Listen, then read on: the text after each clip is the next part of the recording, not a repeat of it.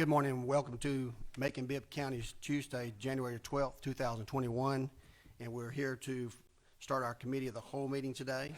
I will note that we have 9 members in attendance right now, counting myself. We do have a quorum.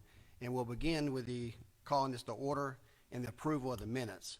What we'll do today is I will make a motion or ask someone to make a motion. We will receive a second. Then you'll have an explanation and we'll have time for discussion on any items that we need to. So at this time, I'd like to entertain a motion to approval of the minutes for December the 8th, November the 10th.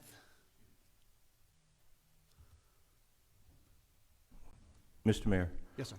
Last week we failed to do this. Are we not going to be doing the Pledge of Allegiance and the prayer before meetings? We generally do that at a night meeting. I've never seen you do it at a committee meeting. But we'll be happy to do so if y'all want to do so next time. I'm just asking. Can I get a motion? I'm sorry. So moved. Got a motion and a second. Any discussion on the minutes? All those in favor of the motion, please say aye. Aye. Opposed, nay. That motion carries unanimously. We'll move on to item number 2. We have a new alcohol license for Romo's Pizza located at 4123 Forsyth Road, Suite G in Macon. Can I get a motion on that? A motion by Mr. Tillman. Get a second?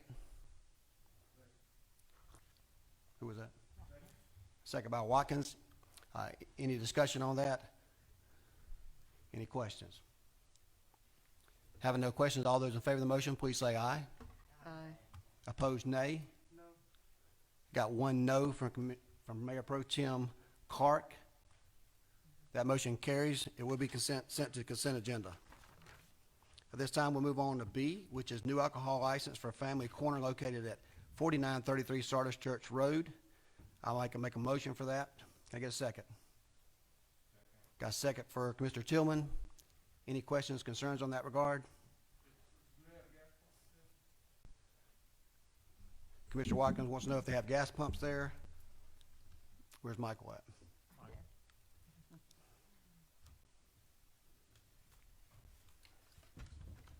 Michael McNeil will answer that question. I'm sorry, which one are we on? Item B. Item B. Okay. All right. That's Romo's Pizza. Which one is this?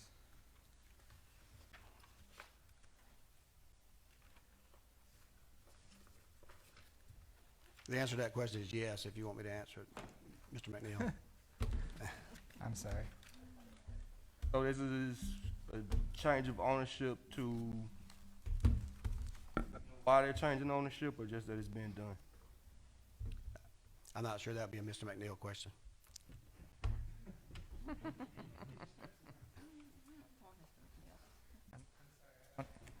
I'm not as familiar with these three because the attorney that did them. As you may is recall, not here. we added these to the new committee meeting so everybody can have their questions answered before we go before full board commission. And we included all that information in your package. But I'm not sure if that question was answered. I would presume that they're selling the business, and that's why they're doing a change of ownership. If it's possible in the future, could we include within our application processes more justifications for the change of ownership? Again, I see way too many of these. It's not a new construction. There's no enhancement to the business. But as part of our license process, it seems to be a loophole that's out of control. So I would love if staff would delve into this very common occurrence a little deeper. Thank you, sir. Thank you, Mr. Watkins. I think that's a reasonable request. And Mr. McNeil, if you could talk with our tax commissioner or whoever does those forms to make sure we add that for the next time. I know they've already started for this year. Will Thank do. you. Yes, sir. Any other questions? We have a motion and a second. All those in favor of the motion, please say aye. Aye. Opposed, no. We have one no, Commissioner Clark. Motion does carry and will be sent to consent agenda. We'll move on to item C, which is a new alcohol license for Welcome located at 6440 Houston Road in Macon. Can I get a motion, please? I'll make a motion. Do I have a second? Got a second by Commissioner Watkins. Any discussions or any questions?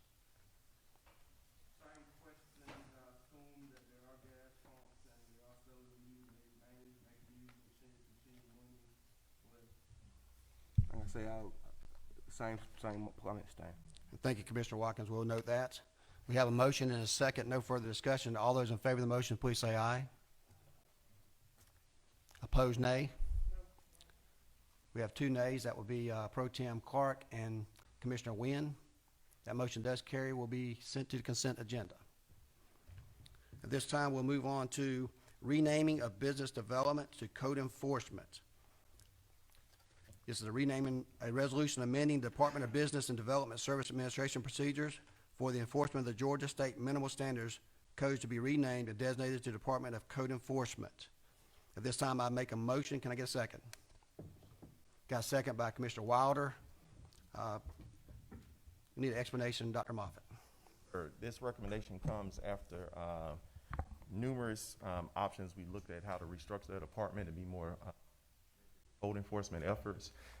Last year, we made the offer to restructure this, moving into the fire department. It was met with many questions. So the new administration, new mayor would like it to be his own department. In doing that, our current structure, we have a Department of Business Development Services that had code enforcement, our permitting, and our licenses. We have moved all licenses to the tax commissioner office. We have outsourced the permitting to Safe Built, and so this only leaves code enforcement in this department. So we are recommending that we just name this Department of Code Enforcement. In order to do that, we need to change it in the code wherever it references Department of Business Services to Department of Code Enforcement. And this is what this legislation does. Thank you, Dr. Moffitt. Questions from commissioners? I know nothing. What is code enforcement? What is the role and function of the Department of Code Enforcement under this new structure? Code enforcement has numerous functions, primarily property maintenance and abatement, where we go out and they cite for everything from junk vehicles to abandoned properties. With this, we would like to strengthen it through environmental court and taking it from where we cite a property all the way to disposition in court.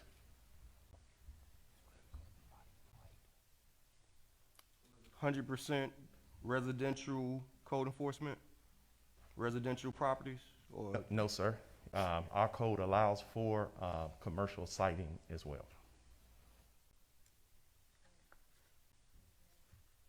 Mr. Watkins, any further follow-up? current size of the department, and where do you hope to grow it to? And if you structuring within it divisions?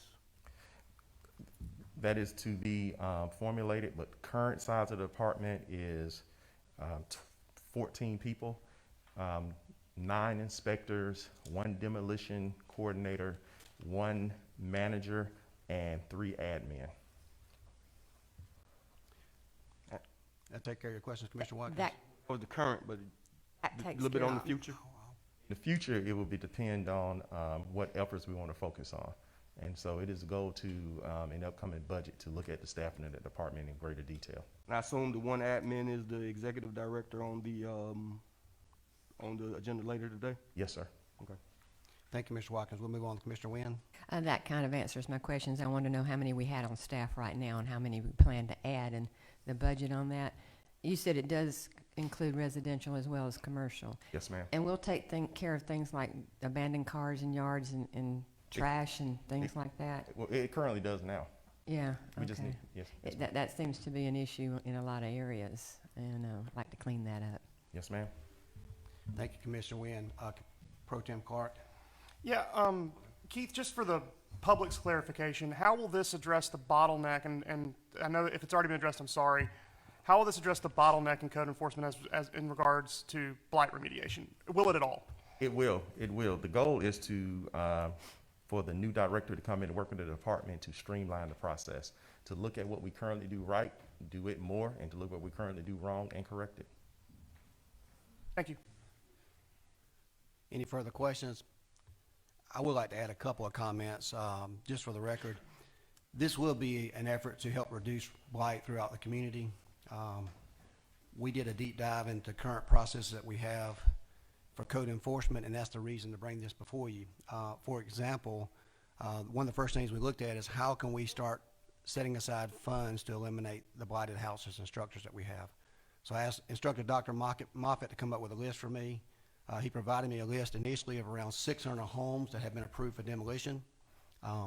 When we looked at those files and wanted to know what approved for demolition was, we were told that those files were now closed because they went through the entire process through the courts.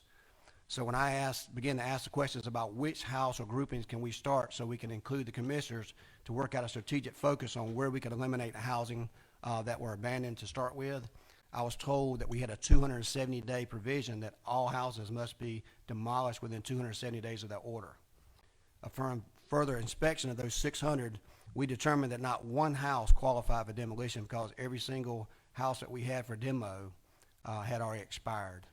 And this reminded me of the question that Commissioner Watkins asked the last administration, why have we only torn down 8 houses in 1 year? And this is your answer.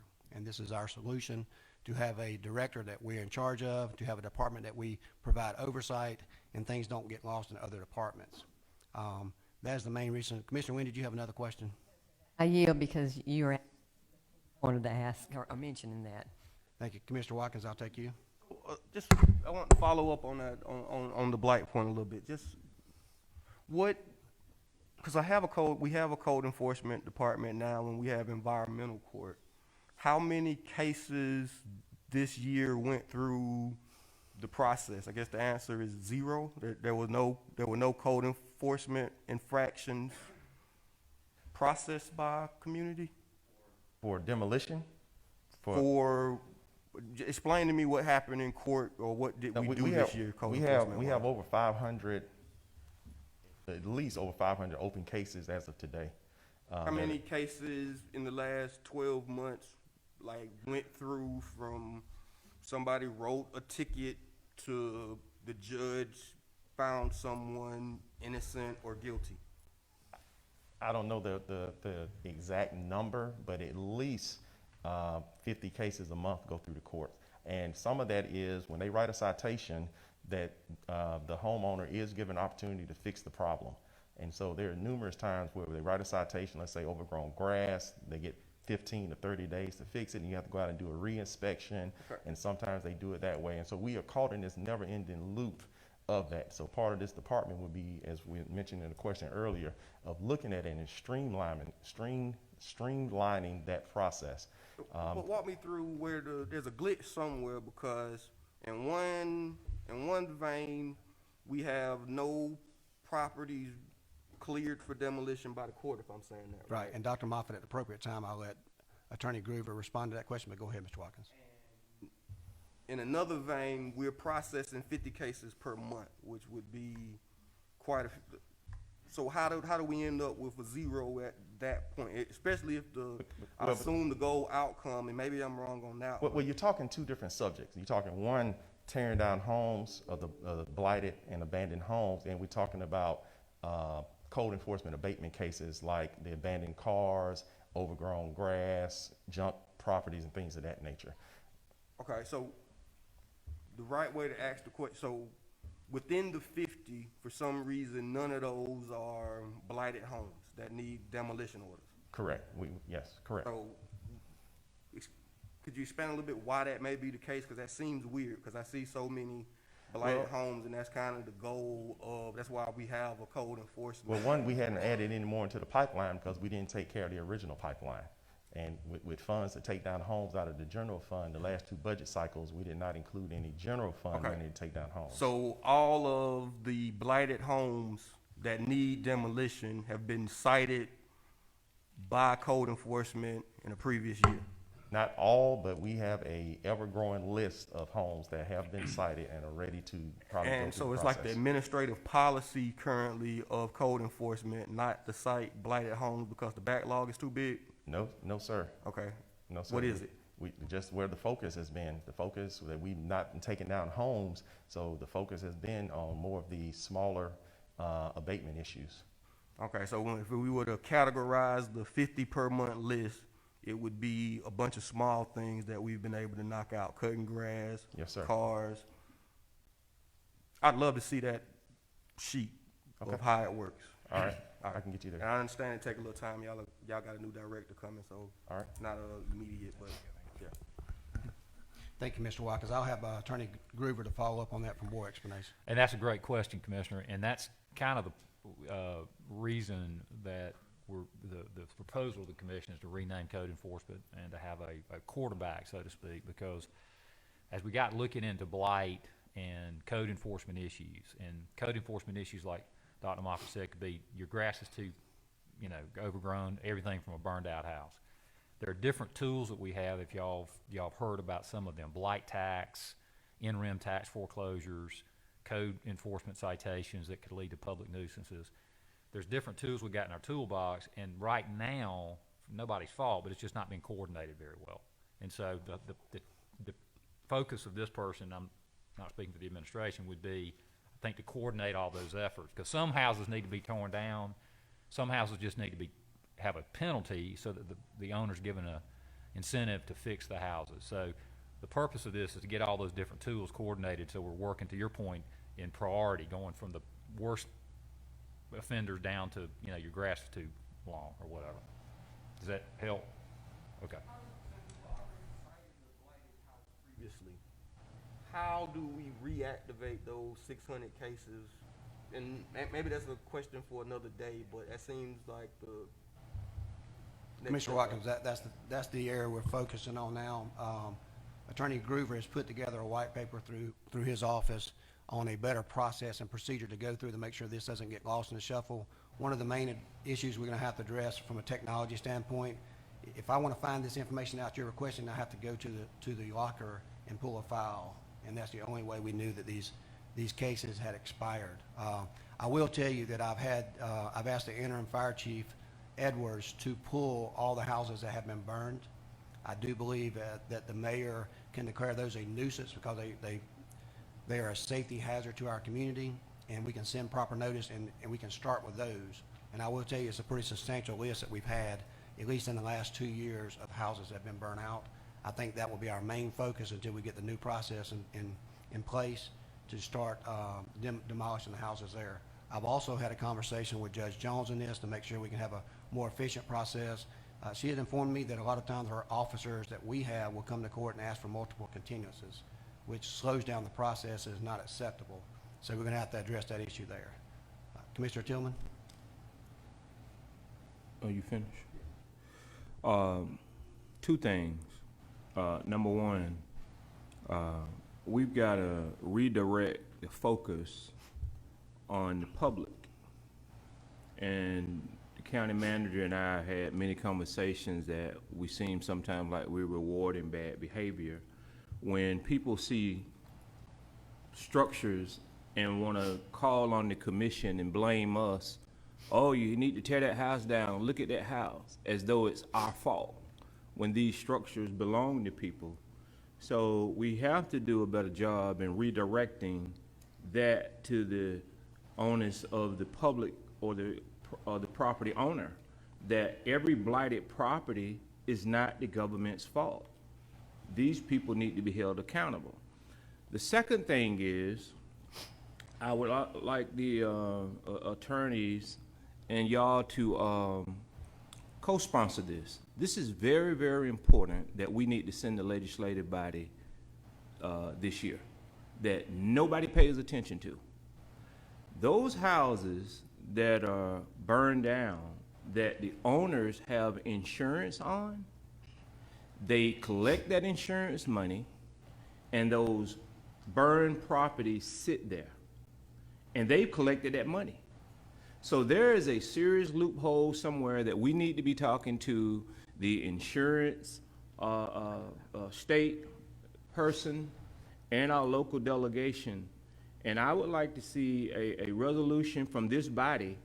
How do we close that loophole to hold those owners responsible? If they have collected money from that insurance claim for that burned out structure, then they should take that money and remove that structure. Not just us putting a lien on it, because at that point it does no good. So I think we have to, if we're going to be serious about what we're about to do with blight, and we know that's been an ongoing issue, that's one of the things that I would like to see have some teeth. And our delegation in this state office and this insurance commissioner realize what's happening, especially in bigger cities like ours. And I don't know if anybody even realized what happened. They collect the money and the structure sits there, and then everybody calls us. Oh, Macon-Bibb, this house is burned down. Y'all gotta do something, when the owner has collected the money and walked away. Thank you, Commissioner Tillman. Just for reference, I'll let you know that I met with the attorneys as well as ACCG in that regards over the last couple of months, and we've already put in place a procedure where the fire chief will notify code enforcement that our structure has been burned because they get called out there. The attorneys will send a letter to the homeowner as well as the insurance company, placing them on notice that this has been in a fire. We'll place a lien on that property, and generally they do not cut the check to the property owner without taking care of that lien. I'll be happy to co-sponsor any resolution that you have in that regard. So I think it's a good idea, and I'd certainly appreciate if the local delegation could get involved in that. Thank you. So no further questions. Oh, actually, we have one from Mr. Commissioner Mayor? Wynn. Go Mr. ahead. Mayor, You recognized? thank you. What you just said is that we would put a lien on the property owner. You said homeowners, but it could be tenant homeowners, whatever, but the owner of the property. But what would you put the lien on it for? What amount? I mean, that's the, when a person, you know, I was an insurance adjuster most of my life, but when you pay for your insurance and something happens to damage the property, that homeowner is entitled to the money, but they do have to pay off any mortgages or liens. Yeah. But, To so answer what your- would the lien be for, and how much, and if they don't, I don't know, how do you Well, enforce that? That's a question for another day, but Yeah. in short, because I don't think it's pertinent to what we're talking about right now, but in short, we would do that for the cost of cleanup and removal of that property. And we can talk about the legal part. I'm not going to get involved in what the attorney should or should not be doing, but we'll bring a resolution that hopefully everyone can support and have input on. That, I just didn't know how you would enforce that. Yes, ma'am. Thank you, Commissioner Wynn. At this time, we have a motion and a second. All those in favor of the motion, please say aye. Opposed, nay. That motion carries unanimously, be sent to the consent agenda. We'll move on to the mayor's director appointments. Item A is a resolution of, I'm sorry, I skipped one. Creation of executive director of community affairs position. I'd like to make a motion on that regard. Can I get a second? Got a second? At this time, we'd like to bring Dr. Moffitt back up. This is an ordinance to create an executive director of community affairs position. We have any questions for Dr. Moffitt in that regards? No questions? We have a motion and a second. Excuse me. Down of the position. Sure. Yes, sir. And if I didn't say earlier, good morning, everyone. Morning. And for COVID protocols, if anyone's coming to the podium, we have cleaning supplies here. Yes, 2 budget cycles ago, the previous mayor eliminated a position in his office, his executive assistant. The new mayor would like to have that position back with a new title, and this is that position, Executive Director of Community Affairs. Again, the job description, he pretty much handles mayor's special projects. He stands in for the mayor's special occasion and things of that nature. This is replacing that position. Answer your question, Commissioner Watkins. Okay. We have a question from Commissioner Tillman. I just wanted to say that if there is a motion to untable, because this was tabled a few weeks back, I don't know if this needs to be untabled, because I do know, I think we tabled this item. So I'd make a motion to untable if that is the process. Go ahead. Because this is a new commission body, you can just take it up new. And the remedy be, if you want to table it, you can make a motion, but if you're okay with discussing it now, then you just don't have to take action. Thank you, Mr. Tillman. Any other questions for any other commissioners? We have a motion and a second. All those in favor of the motion, please say aye. Aye. Opposed, nay. That motion carries unanimously, be sent to the consent agenda. Now we'll move on to number 5, mayor's director appointments. At this time, I'd like to make a motion to accept the recommendation for Franklin Lawson as the director of procurement. Can I get a second?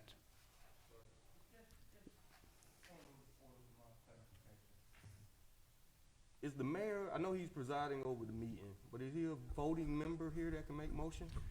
You know, he's not a voting member, but by charter, he can make motions. Yeah, he can't vote on it unless there's a tie. Thank you, Mr. Watkins. We have a motion, we have a second. This time, I'd like to introduce Franklin Lawson.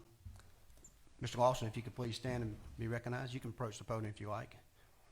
This is Franklin Lawson. He is my recommendation for Director of Procurement. You've received all of his information. He has passed a background check, and he has accepted the position pending your approval. We have a motion and a second. Are there any questions? Commissioner Wynn, do you have a question? Yes, sir, Mr. Mayor, thank you. Just a little bit on, I know the background, but just talk to us a little bit about your background yourself. Just tell us about that. I've worked in the procurement world for about 14, 15 years. Started off with the Georgia Department of Education as a program operations manager, and then worked also at Cobb County Schools as a senior buyer in procurement and contracts, and then with Fulton County School District, same senior buyer, and then currently I am the senior manager of business and operations at the Georgia Department of Public Health. Okay, thank you. You're welcome. Thank you, sir. Commissioner Watkins, did you have a question? I'm big on data, and historically, our procurement department hasn't done a great job tracking data, particularly when it comes to minority participation. All right. Could you give me a little background and your views, and if you'll be implementing anything new in that space? Yes, I will be working with the small business sphere with in terms of working and doing asking them for us to participate with small business enterprises, women-owned, so they will also participate in our solicitation process. And I will tell you that I interviewed Mr. Lawson specifically. He was among several that we interviewed. I interviewed him, and he and I have many conversations, and I'm sure he can attest to that the manner in which this government has collected data, in particular to minority and small business and women, is a very low standard. And I've told him that we want to set goals, attainable goals that we can reach, but to do so, we must know where we're at now. And Right. we have no way to know where we're at now. So he and I are going to be working together closely with our small business affairs to make sure that we have a floor to know where we're at now. If we have to have technology, we would do so. And it's our goal to increase that percentage. But until we know what the percentage is, it's hard to set goals that we can reach. So we have had many conversations about that with Mr. Lawson, and I think every time I spoke to him, we've had that same conversation. Right. So I do think we'll have a plan in place to do that, and I know that Commissioner Watkins will be following that very closely, and we'll make sure we have some data to support our positions. Okay. Any other questions for Mr. Lawson? We do have a motion and a second. All those in favor of the motion, please say aye. Aye. Opposed, nay. That motion carries unanimously. Be sent to the consent agenda. Welcome aboard, Mr. Lawson. Thank you. You may have a seat. At this time, we'll move on to 5B. It's a resolution to appoint Sharice Stevens as Director of Small Business Affairs. I'd like to entertain a motion to accept that. Got a motion by Mr. Howell, second by Mr. Wilder. At this time, Dr. Moffitt, if you'll just come up. I'm sorry. Ms. Stevens, if you would come up. Commissioners, I'd like to make a recommendation for Sharice Stevens as Director of Small Business Affairs. As you know, Sam Henderson has been in that position almost 18 months. I do think there's room for substantial improvement. Sharice Stevens is my pick. I did interview her. You have a copy of her resume. I will tell you that Sharice Stevens is a friend of mine, but just like I told her, I want to hold her accountable as if I did not know her. She's going to be accountable to data, and if she doesn't do her job, then she'll be relieved of her duties by the mayor. So at this time, if you have any questions or concerns from Ms. Stevens, I will take those. Having no questions, we have a motion and a second. I'm sorry. Commissioner Watkins, you want to be recognized? Commissioner Watkins, you got to be recognized? Yes, sir. Thank you. In your view, what is the Office of Small Business Affairs? Yes, sir. Thank you for that question. I'm going to follow the charter. And with Small Business Affairs, we're going to be doing technical assistance for small businesses and also workforce development. So one of the things I'm going to do is be out in the neighborhoods. I'm going to bring a sensibility to this job because I've been there before. being a small business owner with limited resources, and that's what I want. I love Macon. I love our residents, and I think with this job, we can bring people out of poverty. We talk about that a lot, but one of the jobs I'm going to do is really share the information, do trainings, reverse vendor fairs, really just bringing connectivity to a lot of partners. We have a lot of resources here from GPAT, Small Business Development Center, SCORE, Greater Macon Chamber of Commerce. We just need someone who's going to get out there, roll their sleeves up, and make it happen, and that's what I'm going to do. Any other questions? Commissioner Bronson. Thank you, sir. Hey, good morning. Good morning, sir. Hey, just out of curiosity, could you kind of help us out, kind of get a good grasp of what are you currently doing right now? What projects do you have in place? And then outside of those projects, what is your future? Like what's one thing that you can say within the next year that you hope to accomplish that we can possibly support on that end to better our community as a whole? Right. So Commissioner Watkins brought up data, and one of the most important parts of this this position is I'm going to have a database of companies, women, Black-owned, minority-owned, disadvantaged, what category they're in. So if we do have a partner or do have procurement and working with the director of procurement, that we can reach out to them and find exactly what they need so they can be competitive. So the first thing I'm going to do is really look over our database and seeing where we're at. We got to have a starting point, and you know, working with the Middle Georgia Black Pages and others. I believe in the power of the partnership. So am I going to do everything? No. But do I know a lot of people who can bring things to the table? That's what I'm going to do. Any further questions from commissioners? You have a question, Commissioner Lucas? Okay. Go ahead. Thank you. What is the budget? I don't have the budget book, but what is anticipated as the budget? Because I know it changed last year. Dr. Moffitt, did you? My understanding of that budget was $200,000 estimated, and I think part of that money goes to the Operation Hope, a substantial part of that. Right now, that position doesn't carry in staff, but our hope is to have our business affairs here in the office with some assistance here, but mostly be out into the communities. Okay, so you don't anticipate additional staff? Not at this time. I think that's something we want to get her out into the community if she's approved, and we can approach the commission at the next budget cycle if we think there's a need for staff. But she will be working directly with procurement to make sure that we get all the information. But honestly, we've gone through the files, and it's I don't want to get into the problems, but there's probably a box of files. I understand. We lack in certification of minority business owners, and that's going to be her primary focus to begin with, is to make sure when we need work done that we have a good list and everybody gets notified in procurement for every opportunity they can to apply for a job. Okay, I think that's good. And the fact that the Small Business Administration is a part of the charter says to us how important it is, and that we need to be dealing with it seriously. This is a majority Black community, and so there should be more businesses involved with, you know, frankly, earning a living and enriching the community. Yes. So I'll be real interested in getting updates, Mr. Mayor, on this and the progress that's being made. But I'm glad to see that there's some focus being placed on this.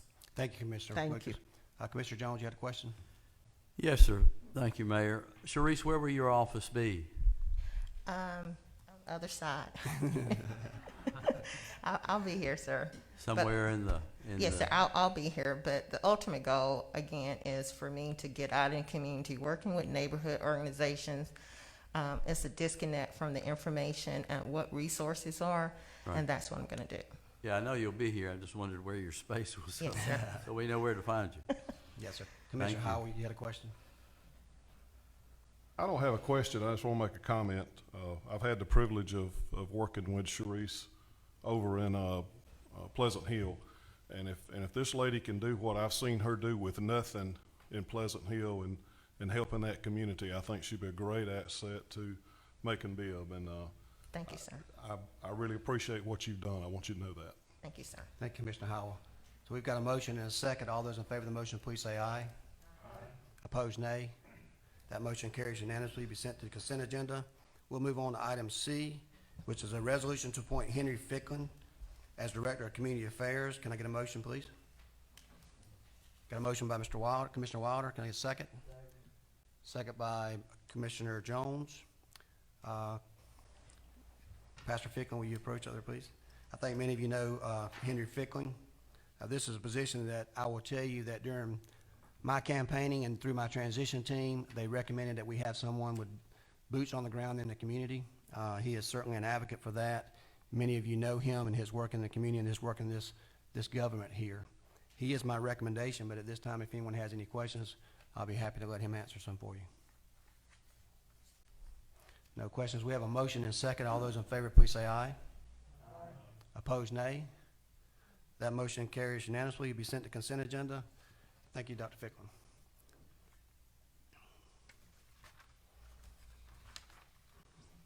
Yes, at the bottom. At this time, we'll move on to item D. Item D is a resolution to appoint Joseph Tyler Rickerson as Director of Department of Code Enforcement, sponsored by myself. At this time, I'd entertain a motion in that regard. Got a motion by Commissioner Wynn, a second by Commissioner Wilder. This time, Mr. Rickerson, if you'll please come up.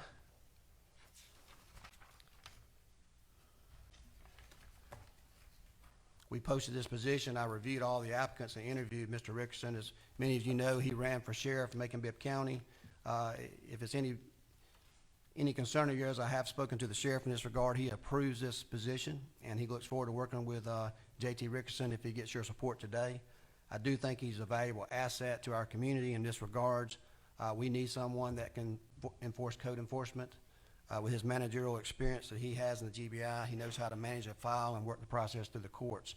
But this time, we have a motion and a second, but I'll entertain any questions from Mr. Rickerson if you have some. No questions? I'm sorry, Commissioner Jones. No questions. I think he's highly qualified and excellent choice, and we need him. Thank you, sir. Thank you, Commissioner Jones. Anyone else? I have a question. Mr. Rickerson, can you talk to us, and really to the public more than us, about how your skills in law enforcement translate at all to leading code enforcement? Okay, well, first off, I've been a public servant for 36 years, so it's in my DNA to want to help people. I can take my training, my education, and my experience over those 36 years and put them directly to work right here in Macon-Bibb County. The code enforcement is very similar. There's a lot of similarities when you look at code enforcement versus law enforcement. So I can take those. With GBI, we had very specific processes that we had when we had certain cases that came along, whether it was an officer-involved shooting or a homicide or just a theft. I'll take those same kind of thought processes and build a step 1 through Z, basically A to Z, to help make our code enforcement a lot more accountable to you and to the citizens here. I think when you said that the number they said earlier, about 600 cases had gone through the courts and then they had expired. We had failed to follow through and take care of those properties. We need to have some accountability. I plan on having that. The other thing with me, with different offices that I've worked at through GBI, we tracked assets, we tracked defendants, and so I'll do the same thing here with either nuisances or other abatement issues. Thank you. Yes, sir. We have a question from Commissioner Wynn. Yes, sir. Thank you, Mr. Mayor. I wanted to say I have also been in contact and around and heard Mr. Rickerson speak during his campaign for sheriff, and I think this is a very good choice. And the background he has will go well with code enforcement, and I think he will enforce it. I do. And I want to ask you, if you are selected, can we go back to calling you JT? I go by JT. When I graduated high school, I started going by JT. All right. I'm Thank you, very much in Commissioner favor of you. We have Thank one more question for Commissioner Watkins. Thank you, sir. I know that code enforcement as it currently stands has a lot on its plate in just dealing with residential and getting the process together for that. But with your background, and I'm very interested in the Class B amusement machines and their proliferation throughout the county. And it stands out to me that there are things that they do that are not illegal, but may violate some of our codes. Is that a place where your office, or can you see your office being in that space of enforcement? I'll take my direction from the commission and from the mayor. I know right now our priorities are our dilapidated and dangerous homes that we have and properties. But any other code that we're looking into, absolutely, we can look at that. As a law enforcement officer, I will enforce whatever laws that are necessary to make the community safer. Thank you, Mr. Watts. Commissioner Jones? Yes, sir, just a question, where is his office gonna be, in the terminal station, or? Sure. Well, we'll address that at a later time, but I will tell you, our current plan is to move code enforcement downstairs to municipal court. Presently we pay $136,000 to rent out property at another location. That's right. When we have viable space in this building. So our current plans, and they're actually doing the painting and the carpeting right now, is to move them to the previous municipal court position. You think we had a question from Commissioner Lucas? Yeah. Now, the area that you worked in before, I know you were in enforcement, but this is different. This is somewhat different. So you've got to kind of abide by, you got to stay in your lane. Yes, ma'am. So to speak. And I know you understand that as a law enforcement officer. What's going to happen when we have some folks who don't want you to impose the restrictions on them, or apply the codes to them? In the past, the reason that we have gotten to where we are is, and I remember I was serving on the city council with Henry Ficklin when we fought a battle years ago about slumlords and them getting out of court, not being able, and then little old ladies having to take care of their responsibilities, being hounded by this process. But you had banks and you had realty companies that own a lot of this property, but they were let go. They were not forced to take care of their property. So some of your church members, some of the folks who worked on your campaign, they're going to be calling you, wanting you to, hook them up, I guess, if that's appropriate. So I just want to be able to see that going forward, that you're not going to bow to the hookup. No, that ma'am. Everybody, Yes, ma'am. People have gotten over in this community and have left. I could go out now, and you probably could too, and point out bunches of houses that some of the realty companies own. You wouldn't think that anybody would live. People are living in some of these places too. So I just wanted to make that point, that there are some historic things that have happened, and I'm just looking forward to seeing a correction. Yes, ma'am. In this. I know giving a continuance is reasonable in some cases, but in a lot of cases, these things have been continued for years and years and years. So, Yes, ma'am. Welcome aboard. Thank you, ma'am. Thank you, Commissioner Lucas. Commissioner Carr?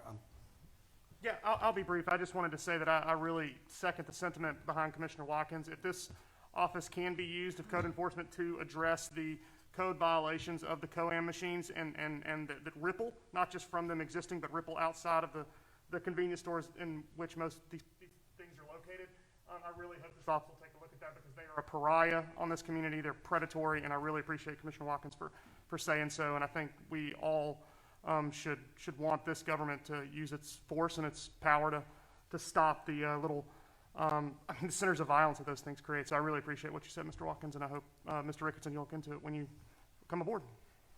And as you'll find out, that we've had some conversations like this. We don't need to say too much in public about things that may be going on, but you'll have direct contact with our office to make sure that this position gets addresses the needs of you and your concerns. We do have a committee in place through Commissioner Watkins on that, and we're looking forward to some reports in the near future on that, but I don't want to get ahead of ourselves right now. Commissioner Bronson, we'll take your question, and then we'll close this out. Thank you, sir. Hey, so real quick, I'm pretty sure they've already mentioned the shortage that we have in regards to the code enforcement. What is your projected requirement for employment or team-wise? What are you looking at as far as, That's a from great a manpower question. standpoint, what are we looking at? 'Cause I truly believe we need more manpower, but I want to know from you, Yes, what sir. is your viewpoint on that? Yes, sir. That's a great question. And from a guy that's on the outside trying to look in, it's kind of hard for me to answer until I get my boots on the ground. When I get there and I start figuring out the open files that we have, I've been told a number of 9, but I've also been told of possibly 11 positions for that. I would like to look at that. I've supervised a number of different offices in my career, and so I'm pretty good with budgets, very good with allocating resources and so forth. But I would really need to get on the ground first to see what we need. Okay, sounds good. Thank you so much. Thank you, Yes, Commissioner sir. Bronson. Commissioner Tillman, did you have a question, or did you withdraw that? I was gonna share something. As you know, you see, we have a lot of questions and comments because this is a very important Absolutely. subject matter and position. You're gonna hear me, and folks have heard me in the past talk about the city of Greenville, South Carolina. When I want to get away, that is my go-to city. We visited that city. They have a code enforcement with signage. I would implore you to look it up and to visit them, because if a business moves out, they have a regulation where all their signage are the same. And if old signs and property sitting there, they go and remove it. I've talked about this in our administration. So Greenville, South Carolina is a city comparable to ours. It's one of our sister cities. The mayor has been the mayor up there 28 years. They don't have what we have down here. They can continue to elect a good mayor up there. So Greenville, South Carolina is a great place, and maybe we both will get a chance to visit it again soon, but look forward to supporting this. Thank you, sir. Commissioner Tillman. We have one more question from Commissioner Lucas. The point of information on this, does code enforcement have any kind of interaction? Would they have any interaction with the amusement machines? Because I heard that. They will, in as much as they create a violation on code enforcement. There are some overlapping there. Okay, because the sheriff's department, it seems to me, I don't want us to think that this department is supposed to Right. go and Yeah. check We're that. We're not expanding They're- or going into the sheriff's duties in that regard. And you've got some state regs and things that govern that. So I just didn't want us to get the impression that that's what they're supposed to be doing. Right, we have not done any changes to the code. So this is just a position, so to answer your question. Thank you, Commissioner Lucas. We had a question, Commissioner Watkins. Concept of residential blight. How far and I know you haven't started yet, so have you gotten deep into that yet, or it's too early to ask you questions? Check back in 30 days, or? Yes, sir. I will be accountable to all of y'all once I get on the ground, but just from an outside guy looking in, I looked at some stuff online. The last thing that I saw was updated was 4 years ago, so I couldn't find anything. It was 1,300 to 1,400 properties that were under any different types of different nuisances or violations. So, and I guess just processing information. 270-day order rule, something that was self-imposed. That's a state law. That's and a we state, so adopted that our is local the orders. rule. Yes, sir. So I guess at your office, you every 270 days, y'all gotta, when a file goes dead, you supposed to resubmit Yeah, it? our plan, Commissioner Watkins, is to have technology in place, a tickler system, so we can maintain any house we have a demo order, the time starts running, and we'll be able to move that through the process through blight tax or bringing proposals to the commission as a whole to use general fund to go ahead and demolish those property. What I've seen is we wasted a lot of time, money, and energy over the last 4 years getting demo orders, and honestly, in all fairness to the abatement officers, they did their job and closed their file. There just was not another step. And we believe the reason there's not another step because there's nobody else to hold accountable at that point. And it would basically just close the file, and the commissioners would never even know about it. So this is the bridge to make sure that's taken care of so we don't drop the ball. One of the things that stands out, I get the idea of holding owners accountable, and it sounds good on paper, but like anecdotally, it starts to break down. So if the roof or the porch is falling in, that's a citation on your end. And in order to enforce the citation, you need to fine them $5,000. It's 22 because as the owner, and I think this is a lot of times we see the continuances, is because this is a low-income community, oftentimes that these types of things are happening in. And if the owner had access to $5,000, they would gladly fix their porch, so they would have to stop, so they could stop walking out the back door. So it becomes, like I say, that's just kind of the anecdotes I see. So how, and also a lot of the things are foreclosures and bankruptcies and air property. Like in that space, like how do you actually enforce if? Okay, well, that's a great question. Well, when we open up a file, we'll do the same thing we do in a criminal file. We'll take it before a judge. The judge will give us the authority to do whatever they decide, whatever their decision is, and based on that, that's what we'll come back to. Now, as far as demolishing properties and things like that, I know we'll have to look at the budget. I know that there is a budget. I've spoken with Mayor Miller about that, so we'll just have to look at that. But the authority that we'll be getting will be coming from our judge. And let me address and I this. get that. I guess I'm asking in terms of solving the problem. As simple as a junk car. Walk me through how do we remove the car? Like it costs $500 Sure. to remove the car. Well, the way there are other remedies.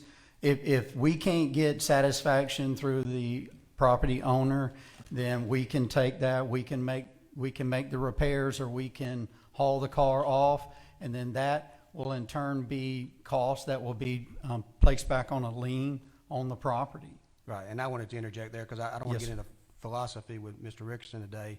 He's going to enforce the laws and do what he's supposed to do pursuant to his guidelines. From a philosophical standpoint, and from this commission, we've got several recommendations and proposals. One of those is we'll have some money set aside, which is already there in the account that's designated for the mayor, that we can get the budget for the code enforcement, which will involve those things where if we have someone in circumstances where it's a safety situation and they can't repair that, we actually can make that repair or move those vehicles at our expense and place a lien on the property in case it's ever sold or distributed, or just for the general welfare.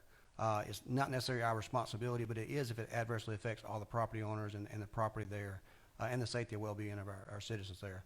I mentioned that briefly to Mr. Rickerson, but we have had talks with the cabinets and ACCG again on best practices, and we have a white paper that's been presented to Mr. Rickerson that he has a copy of that came from the Attorney Groover's office that we believe is going to expedite the process, make it a fair process, but also move it throughout a lot quicker speed.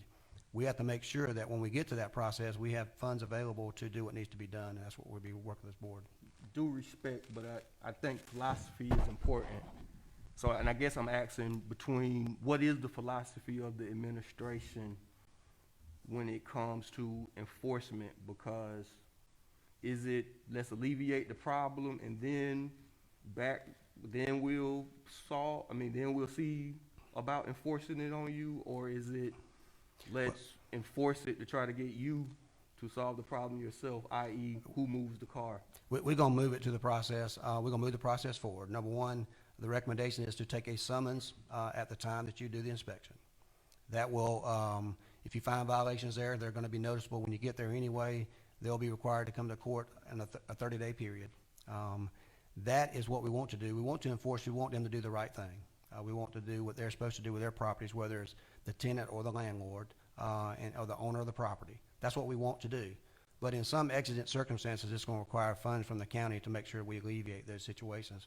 For example, driving down Montpelier, I've seen a house that has 20 automobiles that has trees growing through them. That has been a process for a long time. I'm sure that it's a violation of the code. I know it is, but nothing has been done about that. One of the things we can do is use the funds we have to remove those vehicles to get rid of that eyesore, that safety concern for the public. And then on the back end, we can take care of it. So it's going to be twofold. I can't say we're going to be leaning one way or the other. We want people to do the right thing. We're going to enforce the law. We're going to move code enforcement the way it's supposed to be handled. But at the same time, we have to be compassionate on some circumstances. We may have circumstances where it requires immediate action.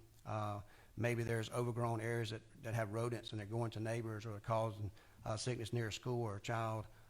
We can go out there and send our crew to cut that and clean that up and place a lien on the property.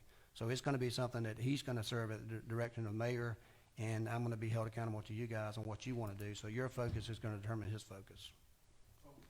I guess with the 600 properties that are blighted that we mentioned earlier, that have been there for multiple years, it's the immediate, and I think you mentioned it with the fire earlier, it's the immediate goal of the county to begin to Yes, sir. demolish and get those.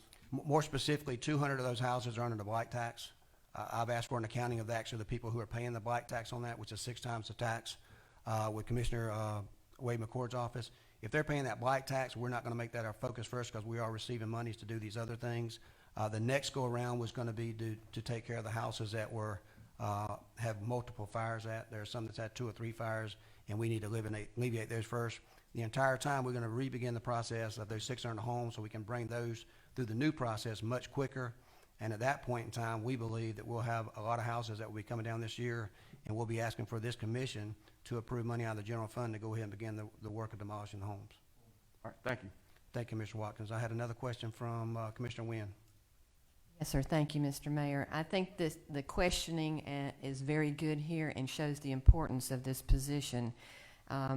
We've heard from Mr. Ricketson about his thoughts on this. Of course, he hasn't been in the position, really doesn't know what he's being faced with right now, but he's given us some good answers and some very good questions here about concerns. I think we just go ahead and should call for the question.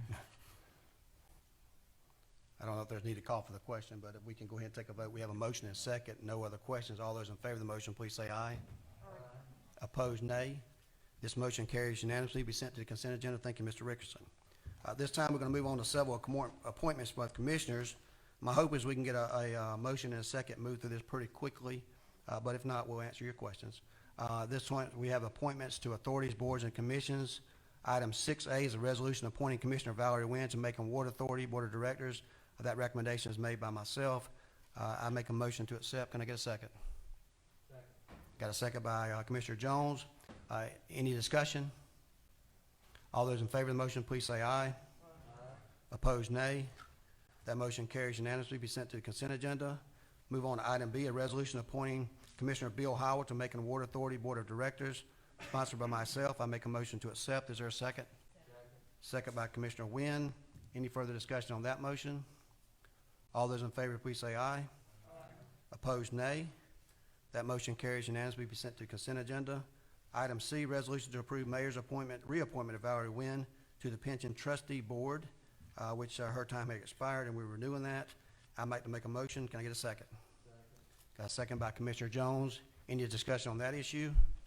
All those in favor, please say aye. Aye. Opposed, nay. That motion carries unanimously. Be sent to the consent agenda. Item D is a resolution to approve mayor's appointment of Commissioner Paul Bronson to the Pension Trustee Board. That is my motion. Can I get a second?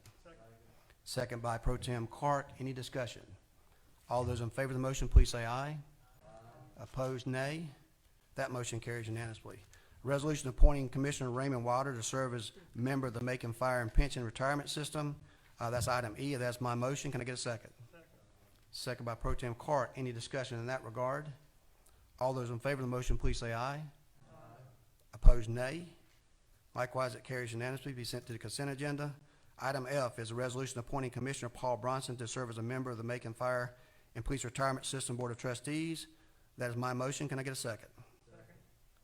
I got a second by, who was that? Commissioner Jones? I see no questions. All those in favor, please say aye. Opposed, nay. That motion carries unanimously. Item G is a resolution appointing Commissioner Raymond Wilder to serve as a member of the Retirement Board of Macon Pension and Retirement System Division A Plan.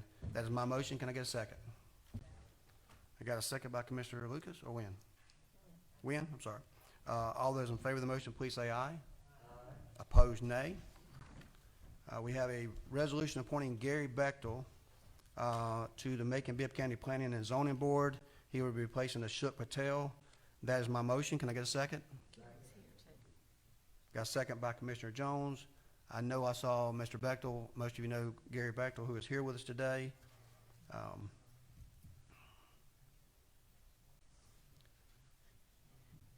Commissioner Tillman, I'll hear from you. This is one of my constituents.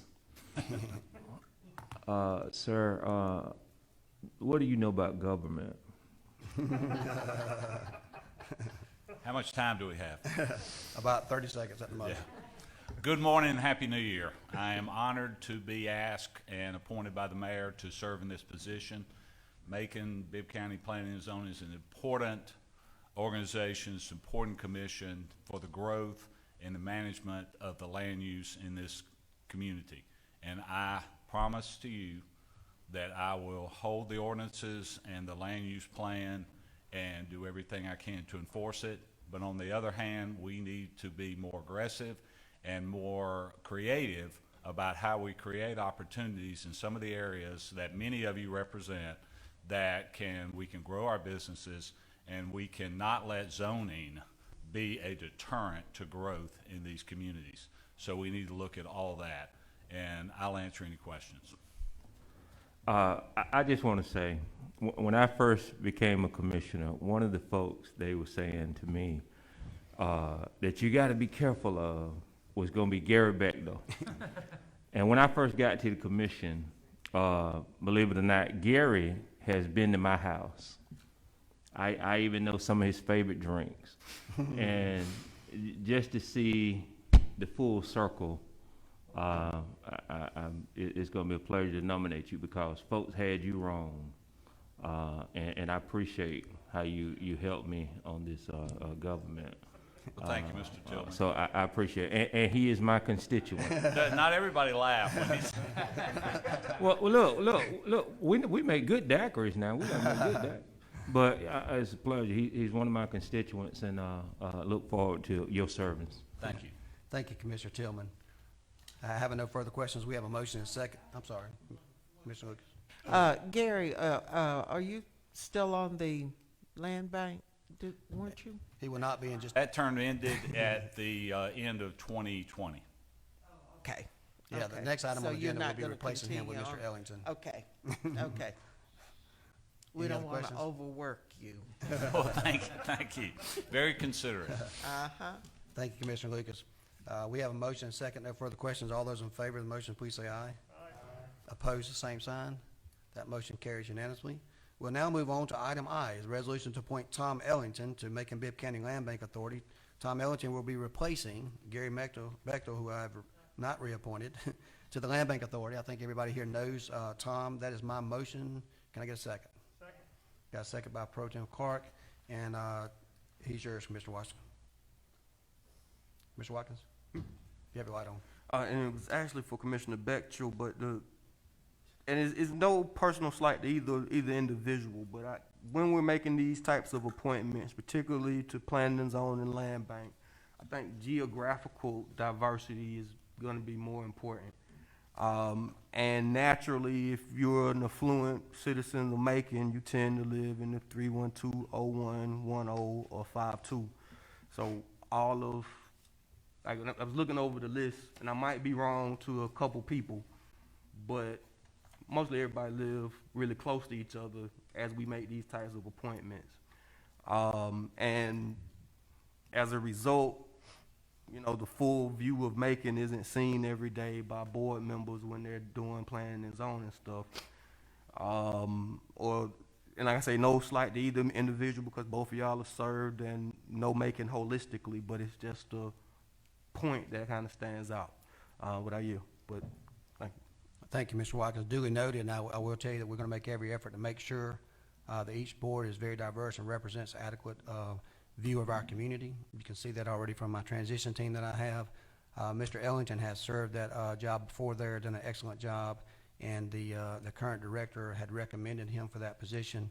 I know he also has had substantial work in government. I don't think we need to mess with land bank considering all the plight we have with training someone new. We also have another appointment in that regard that is a little different from what you just indicated. But we will make every attempt to make sure every area is adequately represented. That's why I sent each of you an email this past week letting you know that I will be open and upfront and transparent and let you know ahead of time when there's going to be boards that need to be replaced, board members, ask for your input and your guidance on that, but realize that it's ultimately the mayor's decision to make that appointment, but we certainly want everybody to be included. So having said that, is any questions specifically for Mr. Ellington? Okay, we have a motion and a second. All those in favor of the motion, please say aye. Aye. Opposed, the same sign. That motion carries unanimously. Thank you very much, Mr. Ellington. Okay.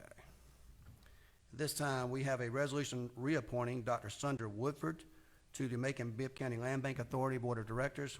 We didn't ask Ms. Woodford to be here, Dr. Woodford to be here today. You know, she serves on the Bibb County School District. She's been on that board. Her time came up for renewal, and she is my recommendation. Can I get a second? Got a second by Commissioner Jones. Any discussion? All those in favor of the motion, please say aye. Aye. Opposed, same, nay. That motion carries unanimously. We sent to the consent agenda. We have a resolution appointing Melinda D. Robinson Moffitt to the Macon Housing Authority Board of Commission. That is a renewal position requested by that administration, and that's my recommendation. Can I get a second? Got a second by Commissioner Tillman. Any discussion in that regard? All those in favor of the motion, please say aye. Aye. Opposed, nay. That motion carries unanimously. Move on to item L, resolution appointing Commissioner Seth Clark to the Board of Directors for a visit Macon. That is my recommendation. Can I get a second? Second. Got a second by Commissioner Jones. Any discussion in that matter? Okay. Have no discussion. All those in favor of the motion, please say aye. Aye. Opposed, nay. That motion carries unanimously. We will move on this time for items for financial consideration. This is an ordinance for approval of supplemental appropriation for the transfer of $97,533 from the fund balance of salaries account and benefits account.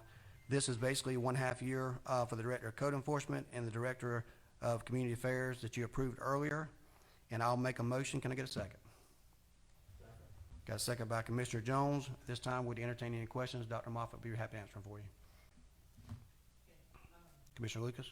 Yeah, on the salaries that you came up with for each position, how was it just your general, the usual ways that you have of developing the salary, or how did you go about determining the salaries on each one of these? These actually were included in the pay scale evaluation. And so this was, came back with the pay scale evaluation. Were these the exact same ones? Yes, ma'am. Thank you. And I will note, we didn't mention it earlier when J.T. Rickerson was here, but that salary carried a wide range of $75,000 to $100-something thousand. There's no way that he'll be making anywhere above the minimal limits on that, in the 70 range. Correct. I know I saw that on the news. And I was a think little that's why I was. Yeah, I was a little shocked myself.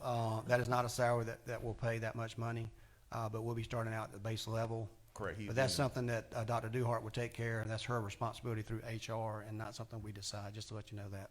I think I had a question from Mr. Watkins. The 97 is for the half the fiscal year? Yes, sir. Well, actually, we anticipated from January 1. They probably won't start until about 2 weeks after you approve them next Wednesday. So really it's 5 months that'll probably be paid out, but we budgeted for 6 months. Thank you, Commissioner Watkins. No further questions. We have a motion and a second. All those in favor of the motion, please say aye. Aye. Opposed, nay. That motion carries unanimously. This time, we're going to move on to moratoriums. This is a resolution to enact a moratorium licensing of pawnbrokers with the territorial limits of Macon-Bibb County, sponsored by myself. I will say this does also include, as a pawnbroker, if you review the materials, you'll notice it includes the title pawn as well. On there, these are very specific. This is a 6-month moratorium that gives us an opportunity to look at regulations for each of these businesses. and we can either renew those after 6 months or come up with regulations in that regard. This is my motion. I would like to entertain a second, please. Got a second by, I heard somebody over here, Mr. Howell. Got a second. At this time, we'd entertain questions. Ms. Lucas. Yeah, does this contemplate a public hearing on this? No, ma'am, the it does two? not. And if the mayor allows me, I can give you a little background on Yeah, how go we ahead, got please, to this. please. Okay. So what, the mayor's request, we started looking at certain types of businesses. And what we discovered, for example, is pawn businesses, and there's nothing getting wrong with pawn businesses, but the state law allows you to regulate, the county to regulate them specifically. We do not do that. It's just, we regulate them as much as you would regulate James Bates, my law firm. And so because of the nature of the business, they can charge interest rates for people bringing in property. There's a redemption, state law requirements, there's disclosure requirements with the sheriff. We don't have any of those regulations. So we started to look at it, and we can, under the state law, impose a moratorium. And the purpose of this, if you pass this resolution, would be to issue a moratorium for new licenses. Now, people have licenses now, or the licenses in pipeline are fine. They're not going to be affected by this. But give us time to look at what appropriate regulations the commission wants to consider in terms of disclosures, fingerprinting, how to do, whether you want to cap interest rates or whatever. And this would give us time to come back. It does not require a public hearing under the state law. Does that answer that question? Thank you, I Ms. just- Lucas. Consider it. Yeah, I think it's something that we'll consider when we come back with regulations. Right now, we're not affecting anybody's right that's already presently in business. It's just right now, we want to take a pause on any new ventures until we had a grasp on I it. agree. Thank you, Mr. Lucas. We got Commissioner Watkins. I love this idea. Thank you for it. Like I said, I asked for a couple of amendments that I think legal told me that they're gonna.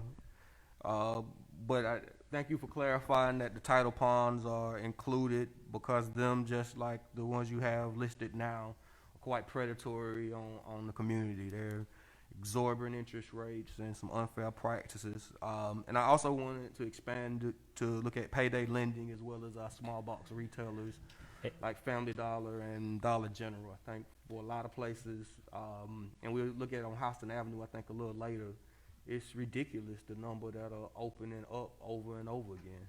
And it really has a hampering on the small businesses that used to populate that area.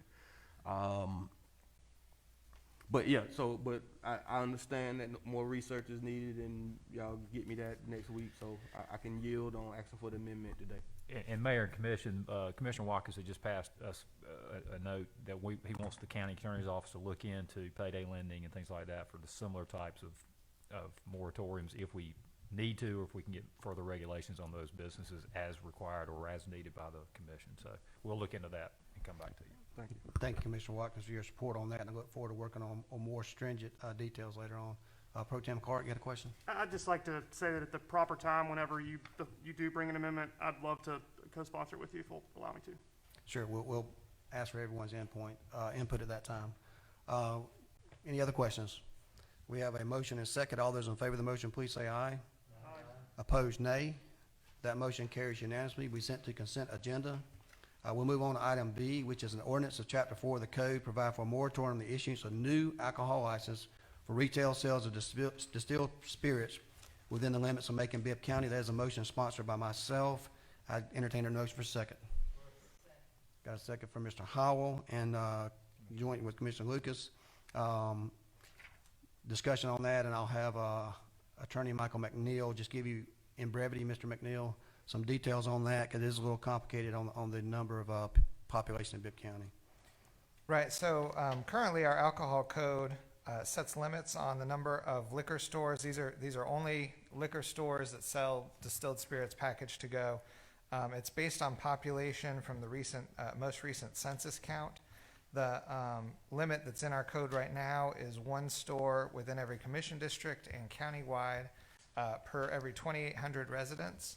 And so that works out to 6 per district, or 57 across the county. This amendment doubles that number, so that's 1 store per 5,600. which works out to 3 per district, or I believe 27 per county, across the whole county.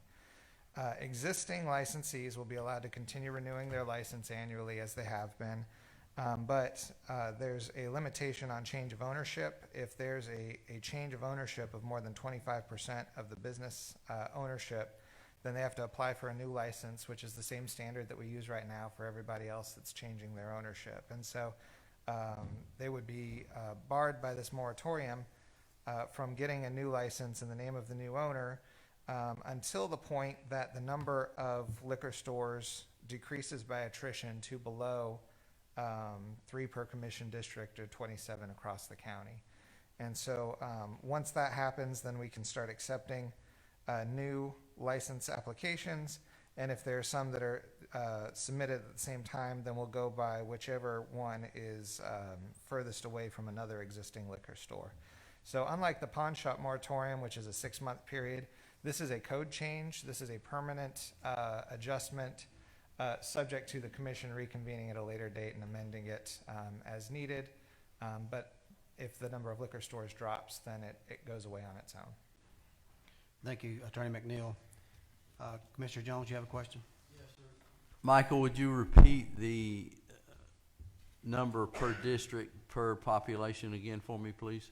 It's one for, this changes it to 1 for every 5,600 people, or majority fraction thereof. And so, you know, the numbers that I gave you are based on the 2010 census. We just had a census. I don't know what those numbers are going to be yet, but that could affect it a little bit too. And you said so many per district as well. Was Right, it 6? three per district. 3? 3 per district is the new limit. And I believe that's 27 across the county. It may be like 28 because of rounding. 28. So this doesn't take away any that are already there. Right. Everyone that's existing can continue to operate, can continue to renew annually. If they go out of business, though, then they just can't open a new location or something like that. That answer your question, Commissioner Jones? Yes, sir. Commissioner Wynn? A similar question, Michael. 3 new alcohol stores or package Total. stores, whatever, per district. It is 6 right now? Is that what No, the- let me clear that up just real briefly. Yeah. Right now, we have 6 limits. We're going to increase the number of population to 5,600 instead of the half that number. So inevitably, it would only be 3 per district that would be allowed, 3 total. Oh, total? Allowed per district for about 27, 28 for the whole county. Everybody who has a license now is grandfathered in. Okay. And this will only happen, that would only kick in to get more liquor stores in the event we get 200,000 people in Macon-Bibb County. These are package stores only, not bars, That's anything correct. like that. That's Convenience stores. Well, I'm all in favor of this. Thank you, Commissioner. Commissioner Watkins, did you have a question? You don't have to have one. I thought I saw you out. I'm good. You know, okay, good. Thank you. We have a motion and a second. No further discussion. All those in favor of the motion, please say aye. Opposed, nay.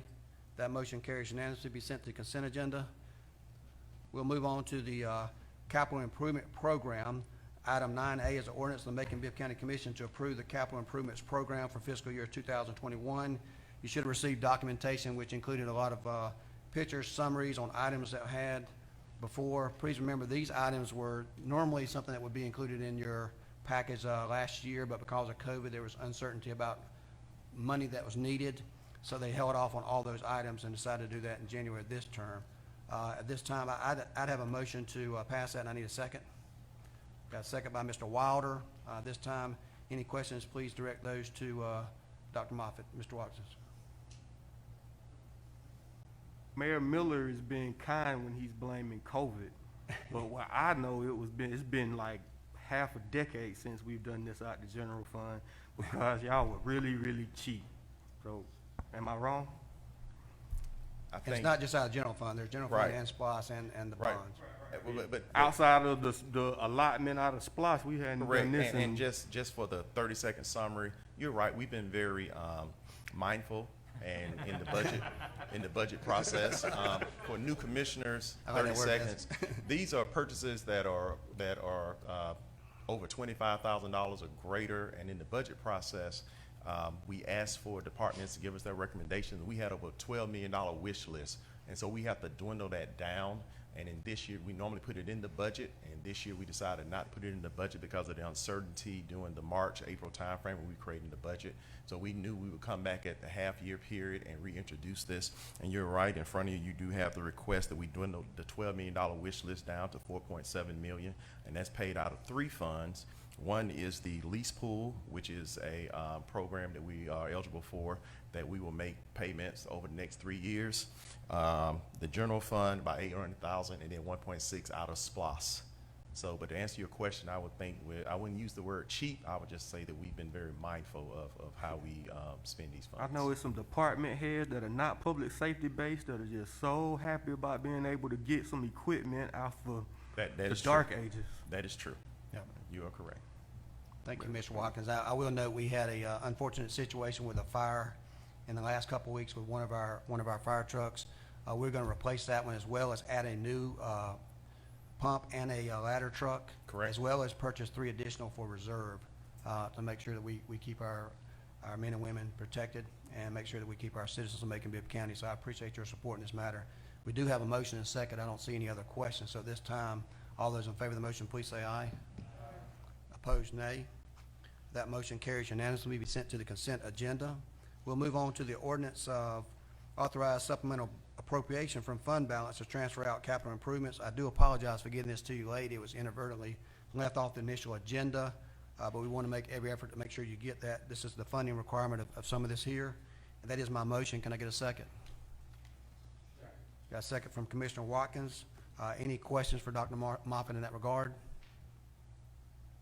I see no questions at this time. I have a motion and a second. All those in favor of the motion, please say aye. Opposed, nay. That motion carries unanimously. Sent to the consent agenda. We'll move on to the master service agreement, which is 10A. This is a resolution authorizing the mayor to enter into a master service agreement with Hofstadter and Associates for provision of consulting and engineering services. I do see them represented today. That is my motion. Can I get a second? Got a second by Commissioner Jones. We have a motion and a second, and now we open it for discussion. I would like to go ahead and have our attorney, Duke Groover, explain what a master service agreement is and how that's going to affect us today. Thank you, Mayor. Macon-Bibb County, as y'all all know, has a lot of issues probably going to be coming up in this next year on solid waste, closing the landfill, obviously how to pick up and dispose of trash from households, commercial businesses downtown, et cetera. Convenience centers, transfer stations. There's a bunch going on. Y'all know about it. A lot of it's on the SPLOST. And so it requires a expertise and a coordinator because it's project-based. And so we had heard, I think the mayor talked to Tony Rojas about what the Macon Water Authority does because they have similar issues. These are interrelated projects, just like the Macon Water Authority has. And so the Macon Water Authority has what's called a master services agreement. And basically what it is you have out of the gate, it does not require us to fund anything. It doesn't require us to pay anything. It's no term in it.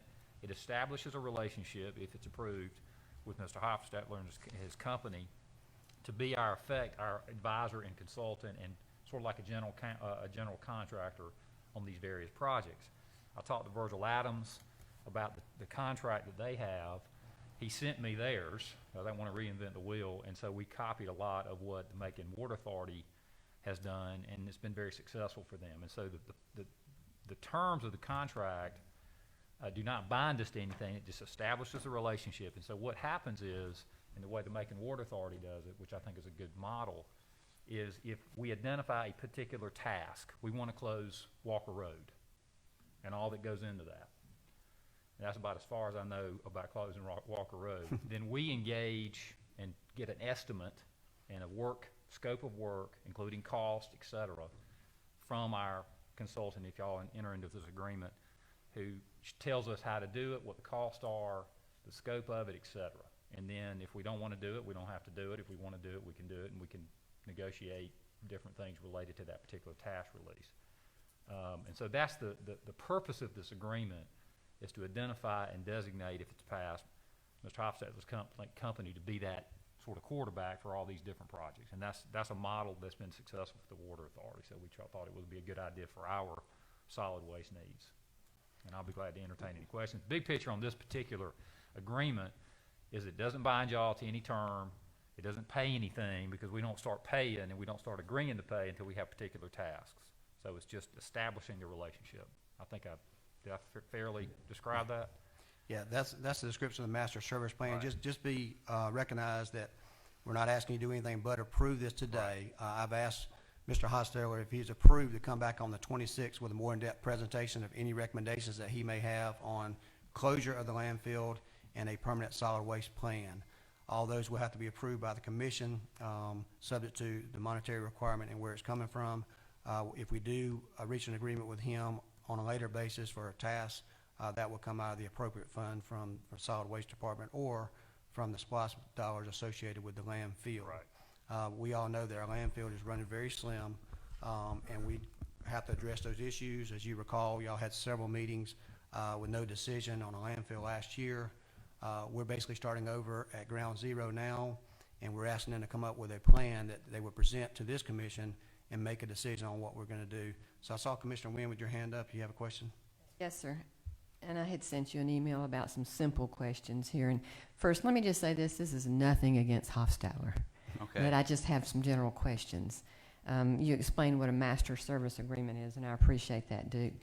Why do we call it a task release? Isn't it just a project? Is that the word that we could use instead of? Well, I never heard of the terminology task release.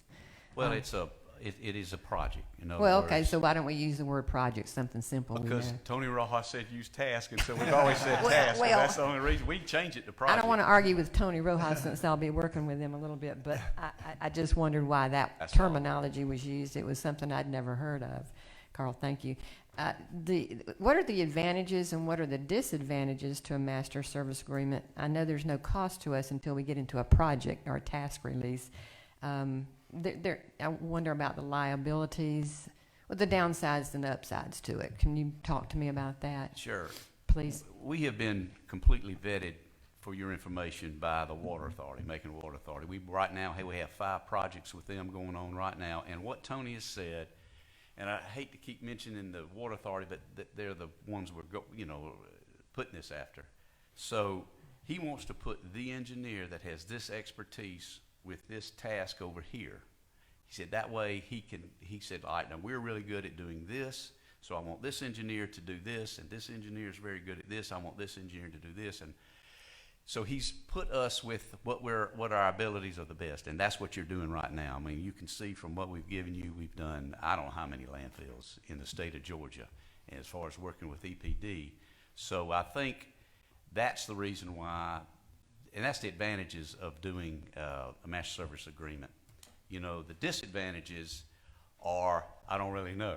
I think the master service agreement is, we come familiar with Walker Road, we come familiar with, whatever projects you want us to do.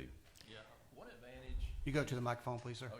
One advantage, sorry, Duke, is that the attorneys only have to review the contract one time. So all the We hope. insurance requirements and all of those legalities are included that would follow through to all the tasks. Another advantage is it kind of speeds it up for the staff. When they come up with a task, then we can negotiate that and then bring it back to you without having to go through all that legalities of the contract again. The indemnification, Commissioner, is in this. That's a good point. They are indemnifying us for their work on these tasks. But I wanted to make sure I got And they bogged have down in insurance. that long contract, but I did that's see right. that at the end. Question, did we, and again, this is nothing against this particular firm, did we look at other firms, or how did we go about this process of selecting this one in particular? We did, and I'm not speaking for the administration, but not only do we know their work because of a sister organization, but they're here, which is, to me, very important because we know where they live if they don't do something right. And I just got really high, not to get your head too big, I got really good reviews from the authority, including Mr. Rojas and Virgil. We did check out their fees. I mean, to your point, is that you don't want to be too, no disrespect. I know they're giving us their market rates, but we did compare their fees and it's consistent with who they do with other governments our size, including the authority. It's exactly what they've charged the authority, City of Forsyth, Monroe County. The city of Monroe, City of plus Monroe, Macon sorry. Water Authority. And it's consistent with trade organizations in the market, so we vetted that out. Would you ever see a conflict of interest? And if so, what would we do about that? Well, we would have to remove ourselves. Correct. Right. If I mean, I that- can't imagine what it would be. I'm just saying, what if that did occur? Well, I can tell you what it isn't going to be. It ain't going to be the C&D landfill. I can tell you that. That's a done deal. That's done. That's over. Good. So one of the things that I'm sorry, I don't mean to. Well, I'm telling you, but let me just tell you what's going to happen. I mean, we need to close the landfill. Okay, we need to look at convenience centers. We need to, you may have to have some help running the landfill through some personnel changes that you've had.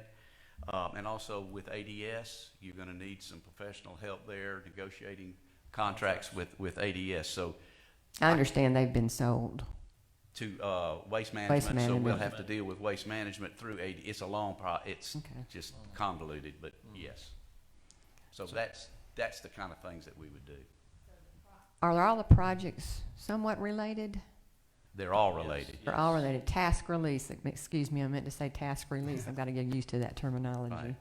Project's easier word, but anyway. If you want us to change that project, we can do that. Yeah, you'd make me happy if you did that, but I don't want to make Tony mad either. Okay. That all your questions, Commissioner Yeah, Wynn? I think so for right now. Thank you. Thank Commissioner you. Watkins, I'll go on with you. So, thank you, sir. I guess I'm curious as to what the price of the closure of landfill plan and the solid waste plan will be. That seems. Yeah, I think, what I'm interested in. I don't know what else other than that we really should be discussing. Either they're gonna do the solid waste plan for us or not.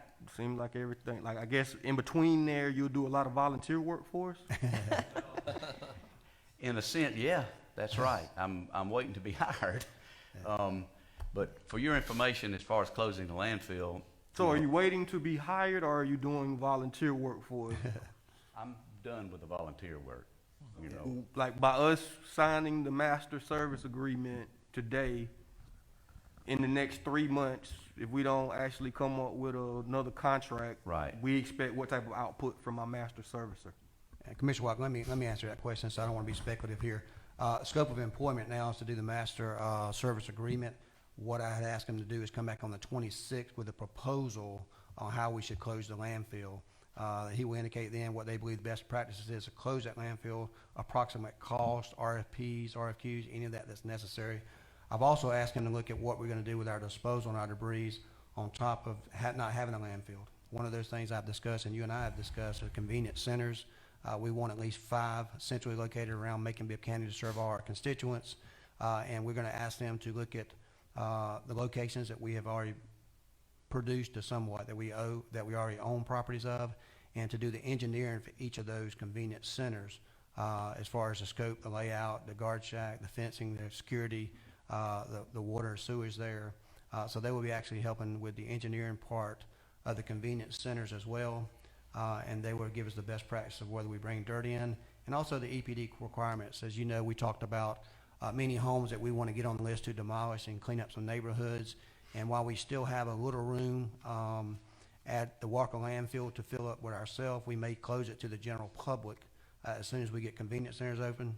And they're going to have to navigate that process with the EPD, because we've had substantial difficulties with the EPD and getting fined over a long period of time. So this is our buffer with the EPD and EPA to make sure we do everything properly. But to do so, we have to have them on a service agreement, so when we have these tasks, we can ask for them to complete that. They will be doing a report to the commission on the 26th meeting. The report on the 26th is included on the master agreement and is of no cost to the county. That's exactly right. And then, but in the task or project, our cost will be in there. Our fees will be included. And so you'll vote on each task or each project. And help me out, because I know we're in the middle of a new administration, but when it comes to the closure of the landfill, I guess I was under the impression last month that there was a plan, that there was a plan. Like there was a engineer, maybe Triple Point was the name of the engineering firm, and that's why we knew numbers and all that type of stuff. Yeah, I think there had been a previous plan, and I believe that his company will be working with Triple Point, or Triple Point working with his company as well. But right now, we don't have a solid plan because it's something y'all didn't choose to do in the last administration. It's something we're starting fresh, and we're trying to be as transparent as possible to bring this before the commission to get your input. And just help me out. I think I remember people pretty good, but if I'm remembering correctly, my last engagement with Hofstadter was the company's professional opinion that building a landfill at Meade Road was the best thing that we could do. You went through a lot of trouble trying to convince me of that. And I'm understanding now that your position of what's best for the county has changed.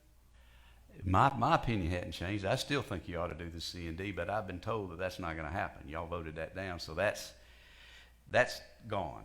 And so now my task is to come up with a plan to close the landfill in the best interest of the citizens of Macon-Bibb. That's my task. Interesting. So I wish y'all had voted for the C&D, but you didn't. And so now we've got to take up the task right now of helping y'all out, and we got to get Walker landfill closed. I mean, we've got to move forward. We can't stand still anymore. EPD is knocking y'all around pretty well right now, and it's my job to stop it. Now, Kent McCormick with Triple Point has reached out to me and said, I'd like to work for you, Carl, as a sub-consultant. He's done a lot of work, and whatever work he's done that I think is capable and okay, then I'm going to use it. And I'm not going to recharge you to do what Triple Point has done, okay? Now, they have not come up with plans and specifications. Now, they set it up, and that was in their contract because I read it. They set it up to start the process to close the landfill, but they didn't have the plans and specifications to put out for bid to close the landfill. And so that's what we're going to do. So if that explains everything. Thank you. I appreciate that clarification. I'm going to let Attorney Duke Groover make a couple of comments, and then we'll move on to Commissioner Jones and then Commissioner Wynn again. And just to clarify, we're all talking about the landfill closure because that's the most urgent thing. But there are also things beyond that could be, again, this is not a commitment other than when they submit a task. What do we do with our garbage after that? You know, what kind of convenience centers do we have, et cetera, that they would be proposing certain task releases or projects to have the commission look at. Second thing, and just to be clear, I said this twice, there is no obligation, financial or really even time, by either party by doing this master services agreement. We're just establishing a relationship, and if it doesn't work out in a week, then we can walk away as friends, and then so there's no obligation either way. Thank you. Commissioner Jones, you got a question? Yes, sir. Thank you, Mayor. And Commissioner Watkins truly noted that he was on the side of putting in a landfill. We decided we didn't want the landfill. I was opposed to it mainly because of its cost. But Carl Hofstadter is a friend of mine, but I've done due diligence and checked with people behind the scenes, and he has an excellent reputation, an award-winning reputation. And we need a quarterback to guide us in the right direction. This is his expertise, not ours, and he's exactly the right person for the job. So I'm glad he's been appointed, and I hope we'll approve him. Thank you, Commissioner Jones. Commissioner Wynn? Yes, sir. Thank you, Mr. Mayor. I want to reinforce what Commissioner Jones just said for the Hofstadter firm. I never had anything against your firm. We thought the cost when we voted that down was just not right. A lot of things were not right about that project for me personally, but not against any particular firm we were working with. I think you're an excellent firm, local. We know where to find you. I know your wife, but I think if you're going to help us close this landfill and do it right for the right price, I think you're the right person, the right firm to use in Macon-Bibb, and I'm going to support this. Thank you. Thank you. Thank you, Commissioner Wynn. We've got a motion and a second. All those in favor of the motion, please say aye. Aye. Opposed, nay. That motion carries unanimously. Be sent to consent agenda, and we'll see you guys on the 26th with a proposal. Okay. Thank you. Thank you. We'll move on to item number 11, other local option sales tax. This is a resolution requesting that the local legislative delegation support the adoption of the necessary legislation during the 2021 session of the Georgia General Assembly to allow for other local option sales tax, otherwise known as OLAS. This is my recommendation. Can I get a second? Second. Got a second by Pro Tem Clark. This time, I'll have Attorney Duke Groover answer any questions that you may have in regards to OLAS. And let me just say that it's my hope and desire that we get this to the local delegation as soon as possible, calling for a full rollback. And I'll be happy and overwhelmed if we can have all commissioners agree to sign this when we send it up. Not necessary, but I would certainly appreciate your support. I appreciate the efforts of many of you, including Commissioner Tillman. I know Commissioner Jones and many others have carried this torch over the last couple of years, and we just want to see it through, and I appreciate your support. So I do have one question from Commissioner Lucas. Yes. Is our request specific in that we're asking for, I thought I heard you say that you were asking for all the money to go toward a rollback. Is that because I would like to see Macon-Bibb general fund benefit, have us to bolster our financial position for the first, what is it, 10 months of collection, and thereafter. So, And Commissioner Lucas, that's entirely separate. What I'm talking about is once we collect one full year of tax revenue, starting in January through a November term, that would be 100% tax rollback for the citizen of Macon-Bibb County. Your capture is not affected by that. we're saying basically Yes, the ma'am. same. We appreciate your support on that, and we're certainly going to appreciate Senator Lucas's support on that if you can help us with that as well. I think that's his position Thank you. on that. I just wanted to clarify. I appreciate that. I don't see any more questions in that regard. All those in favor of the motion, please say aye. Opposed, nay. That motion carries unanimously, and if it's something that needed, yes, ma'am. Sign on to that one. I Yeah. think there's some things that we all need to, Yeah. to Is that sign something- on to. Yeah. But we'll make sure everybody, If once you it's would approved next week, we can make Kind sure. of ask us Sure. from time to time Yes, too ma'am. on some of these things. We would be Always. glad to. I always welcome everybody. Thank So we'll prepare that. If anybody does not want to be on there, let us know now. Otherwise, we'll include all names on there for signatures for the OLAS. Thank you very much. That goes to the consent agenda. We're going to move on to the completion of the rehabilitation of runway. This is a resolution authorizing the mayor to execute a supplemental agreement with Reeves Construction pursuant to the figures there. This is my motion. Can I get a second? I got a second by Commissioner Tillman. This time we'll have Attorney McNeil give us a brief explanation of what this is. Mayor, so this commission approved a contract with GDOT back in April of last year for about $3.9 million, and that's for the rehabilitation of the 1432 runway at Middle Georgia Regional Airport. This is a supplemental agreement. It adds $92,000 federal dollars, and there's a local match of $2,465.84, and that'll allow us to do rehabilitation on one of the taxiways alongside the 1432 runway as well. Thank you, Attorney McNeil. Commissioner Tillman, you have a question or response? What are we doing with that property that we own out there? Are we going? Is this part of the money to try and negotiate, get those residents on the other side, or are you familiar with that? I don't, we're no longer required to build a bridge for the runway extension. I think we're going to have a retaining wall there. We've already transferred some property, industrial authority for the airport for the dirt that's going to be used for this particular project there. So I think that's all we need to do in this resolution. Does that answer your question? Yes, sir. Thank you. Any other questions? We have a motion and a second. All those in favor of the motion, please say aye. Opposed, the same sign. That motion carries unanimously. We'll move on to number 12A. This is a ordinance of the acceptance of a 2020 Center for Tech and Civic Life Elections Grant Fund in the amount of $241,848.11 for the purpose of funding certain expenses related to the January 5th runoff election with no match. And that is my motion. Can I get a second? Got a second by Commissioner Lucas? Is that you? We have a motion and a second. This time I'll have Attorney McNeil explain this grant resolution, and then we'll have further discussion. Thank you, Mayor. So back in October, this commission approved a grant from Center for Tech and Civic Life for $557,000 approximately. That was for election expenses generally, and some of which was spent towards hazard pay for the early vote workers during the month of December.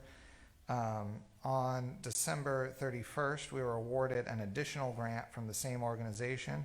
This is another $241,000. The grant application that was submitted asked for PPE for janitorial services, expenses, and for hazard pay for the January 5th runoff date for Election Day, and for law enforcement expenses, and other expenses related to the conduct of the runoff election on January 5th. This resolution, or ordinance rather, is to accept the grant funds and to spend the money in accordance with the grant terms. However, under the Georgia Constitution, under the gratuities clause, we cannot retroactively give anybody a pay raise. That's something that's a blanket prohibition on government spending.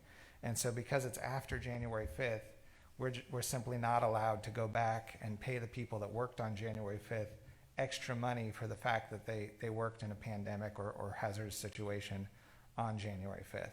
So the way this is structured is it accepts the full value of the grant, but says that it can be spent for any purpose that is allowable under the grant terms and consistent with that law. Thank you, Attorney McNeil. Have any questions from commissioners? Mr. Tillman? Yes. There's not a way for us to accept this grant and then pay those people out of our funds, because that's just not going to sit right with employees, that we're going to do that, because those folks work for this grant, and then to sit here and say that they have worked and expecting this pay, and now all of a sudden we're not going to pay them. I have some concerns with other employees that are out because of COVID. They have run out of vacation days. We as a commission need to figure out a way, how do we gonna fund them out of this CARES Act money or what have you. There are, you know, we talk about COVID-19 and the risks that folks have taken. You know, there have been 2 commissioners here that have admitted they've had COVID-19. There are some concerns. So we have some high-ranking folks that can't even talk right now. All they can do is text, and they're suffering twice. And so, and I'm talking about employees. We've got to figure out something in some way to compensate these folks that's now out of work for an extended period of time, let alone the folks that have already worked for funding, expect funding, and then we're going to say we're not going to pay them. How is that going to help with morale, and what are we going to say to them as to a reasoning of why we're not going to pay them, or we can't pay you now?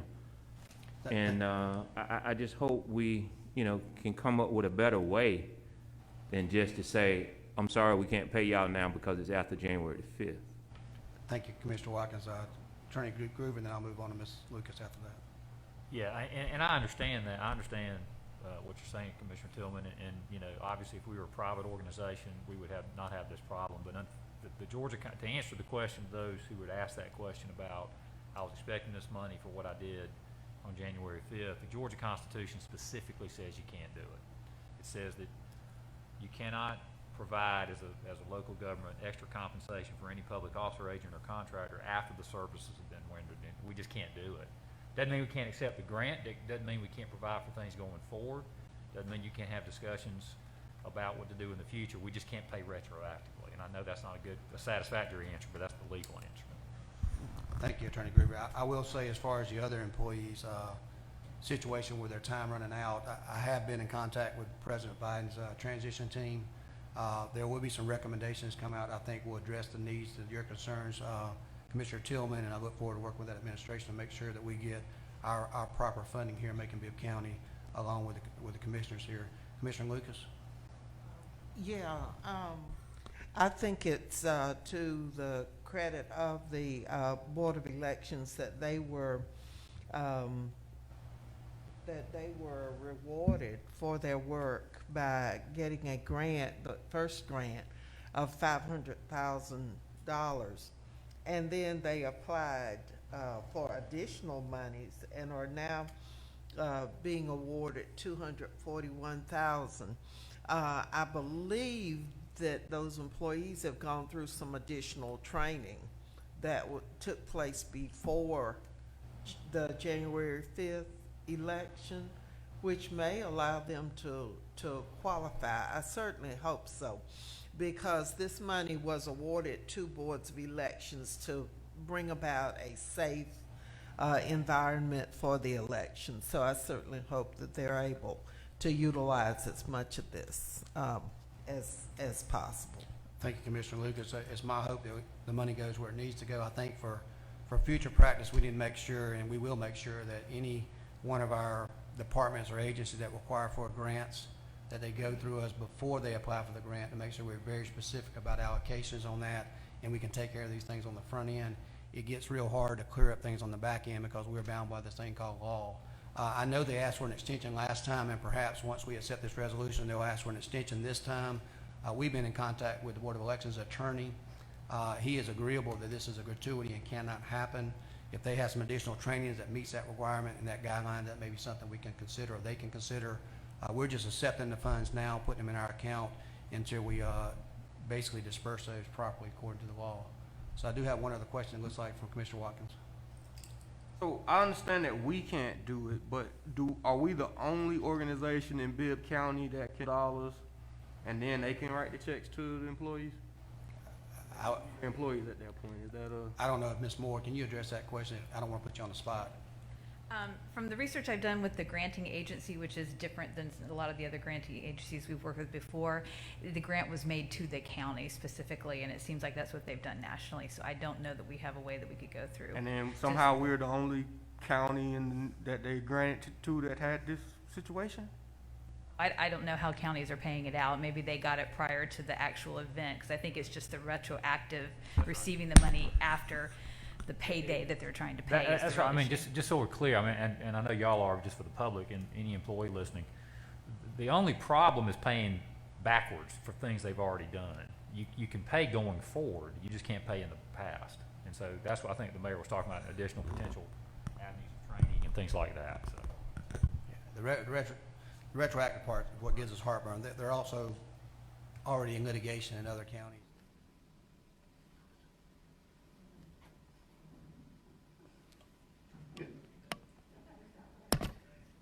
You ready to go? Mm-hmm. Okay, I appreciate everyone. Sorry for the technical difficulties. We're going to pick back up where our meeting was, where we lost our visual. At this time, I'll make a motion to accept the ordinance to authorize acceptance of 2020 Center for Tech and Civic Life. Can I get a second? Got a second by Commissioner Lucas. All those in favor of the motion, please say aye. Aye. Opposed, nay. That motion carries unanimously. Be sent to consent agenda. We'll move on to executive session. At this time, we will ask for a motion to go into executive session to discuss the items concerning legal, potential litigation, pending litigation, settlement of claims, administrative proceedings, or other judicial actions brought on by Macon-Bibb County. Can I get a motion for that? A motion by Tillman, second by who is that? Jones. Commissioner Jones. All those in favor of the motion, please say aye. Aye. Opposed, nay. That motion carries unanimously. Be sent to consent agenda. Okay, at this time, we make a motion to come out of executive session. Can I get a motion to come out of executive session? It's got so moved by Commissioner Wynn. A second? Second by Commissioner Howell. Any discussion in that regards? All those in favor of the motion to come out of executive session, please say aye. Aye. Opposed, nay. We are now out of executive session. At this time, I believe we would entertain a motion to add an item. Attorney McNeil, can you tell me what that item is to add, please? Thanks, Al. Hello? Okay. This is a denial of an alcohol license located at 3173 Houston Avenue. The business name is SR Groceries, LLC, and the owner's name is Shazima Shazena, Shazena, Rahaman, Rahaman. And this is to deny based on violation of the Vice Mart ordinance as approved last year. Thank you, Attorney McNeil. Can I get a motion to add that item to the agenda? Motion by Commissioner Wynn and a second. Second by Pro Tem Clark. Any discussion on adding that item to the agenda? All those in favor of adding that item to the agenda, please say aye. Opposed, no. That motion carries and will be added to the agenda. At this time, you've heard the motion added to the agenda. Are there any questions, concerns, or discussion on that matter? Having no questions, I'll move for a vote. All those in favor of that motion, please say aye. Opposed, nay. That motion carries, and it will go through its normal legal process. At this time, we don't have any more business today on our agenda. Looking forward to working with you at our next board meeting, which will be on the 19th at night. We will not have a pre-commission, so you'll be notified the appropriate time that we have to be there, and any additions to be made to that will come from my office or your suggestion. Hope each and everyone have a good day. Looking forward to working with you. No further business brings us here. This meeting is adjourned.